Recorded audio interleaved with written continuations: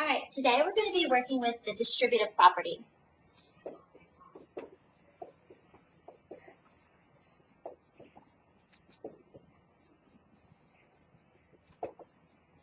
And with the distributive property, the main thing is that whatever is on the outside of your parentheses needs to be distributed onto the inside of your parentheses. All right, so that's what the distributive property is all about.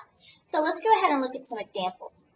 So if you were to have 2 parentheses 6 plus 3, and then you're going to close your parentheses.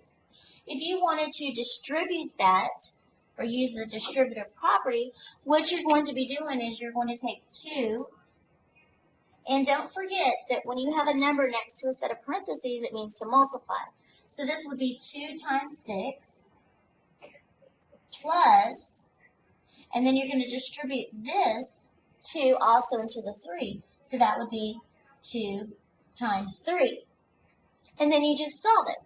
So 2 times 6 is 12, plus the 2 times 3 gives you 6, and then if you add, you will get 18.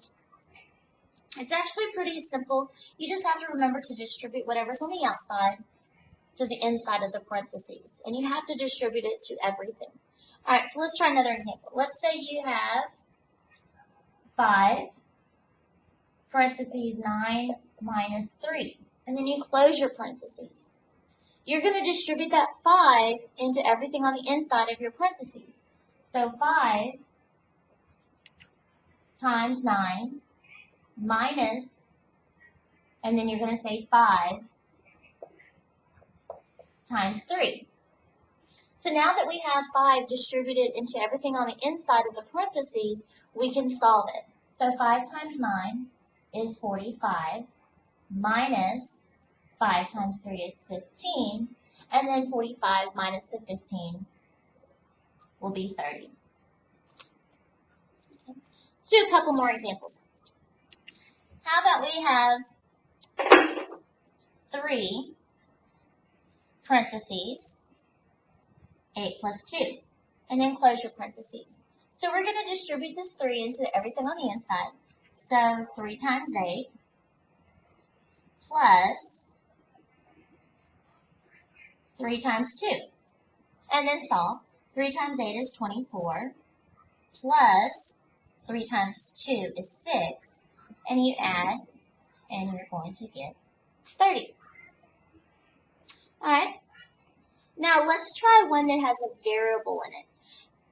This time, we're going to have 3 parentheses d plus 4, and then close your parentheses. We still have to distribute your 3 into everything on the inside. So it would be 3 times d plus 3 times 4. And then you have to solve. Well, since I don't know what d is, it's just going to say 3d plus 3 times 4 is 12. I have to leave d alone because I don't know what d is. So this would be your final answer. All right, let's try another one. How about this time we have w minus 5, close parentheses 4. Now, normally your number over here is to distribute. This time it's on this side. You still do it the same way though. 4 times w minus 4 times 5. And 4 times w is 4w. Because that means to multiply also. We just didn't put the multiplication sign in there. Minus 4 times 5 is 20. And there you go.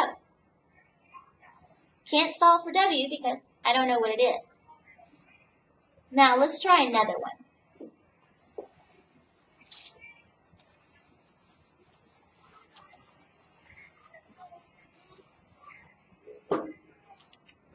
This time, let's put a negative number in the front. So we have negative 2 parentheses c plus 7. Well, you still have to distribute that number inside of everything in the parentheses. So negative 2 times C plus negative 2 times 7.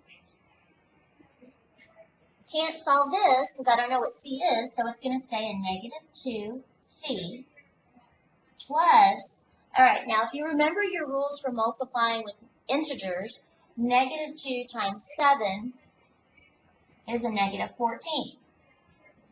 Well, that looks kind of strange when we have a plus and a minus. So what we're going to do is we're just going to change that to a minus 14, and the negative 2C comes down. And that would be your final answer because we don't know what C is.